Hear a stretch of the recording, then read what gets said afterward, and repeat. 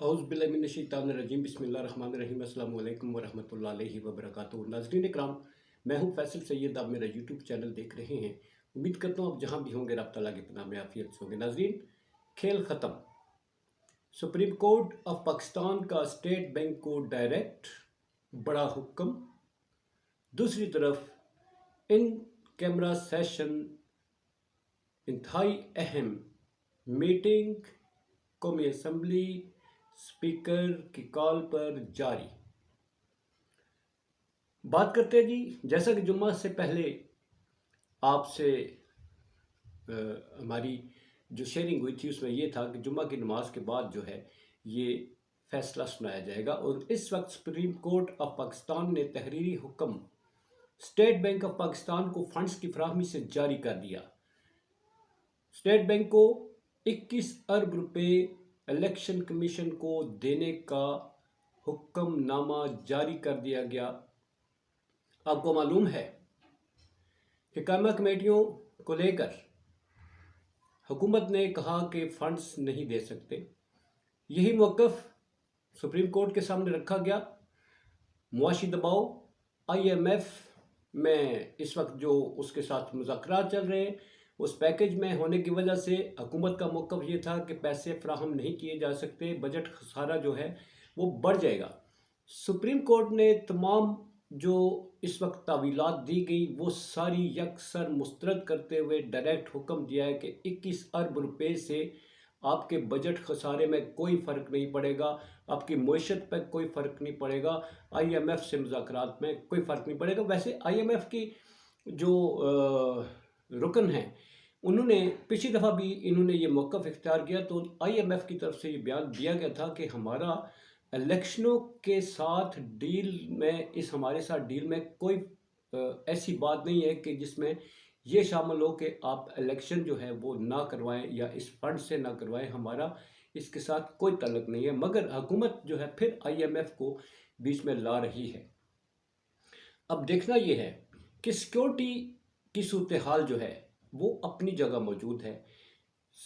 Supreme court of Pakistan ने बुलाया तो सबको है, मगर सिक्योरिटी फराहमी के हवाले से क्या इंतज़ामात होंगे?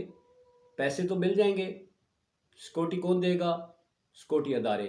सिक्योरिटी अदारों का क्या मौक़िफ़ है? वो पहले ही राजा परवेज़ अशरफ साहब ने उनको वहाँ बुला लिया।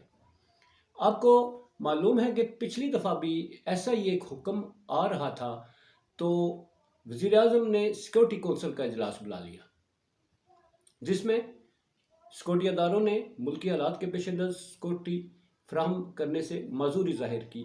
और अब फिर हुकूमत को मालूम था कि आज फंड्स की फराहमी इलेक्शन के इनेकाद के लिए सुप्रीम कोर्ट बड़ा हुक्म दे सकती है।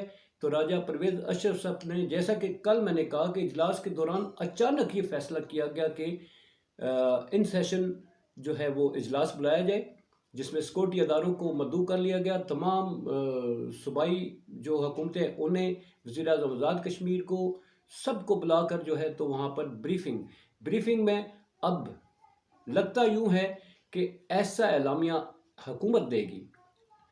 एलामिया तो पिछली दफ़ा भी कोई जारी नहीं हुआ, मगर हुकूमत ये मौक़िफ़ फिर इख्तियार करेगी कि मुल्की हालात जो हैं इस वक्त शदीद अबतरी का शिकार है, सिक्योरिटी चैलेंजेस हैं, सिक्योरिटी के मसाइल हैं। इलेक्शन के इनेकाद के लिए जैसा कि दहशत गर्दी का सामना है, तो सिक्योरिटी जो है वो अदारे फ्राहम नहीं कर सकते। IG पहले भी कह चुके हैं कि वो 2 लाख वो नहीं दे सकते।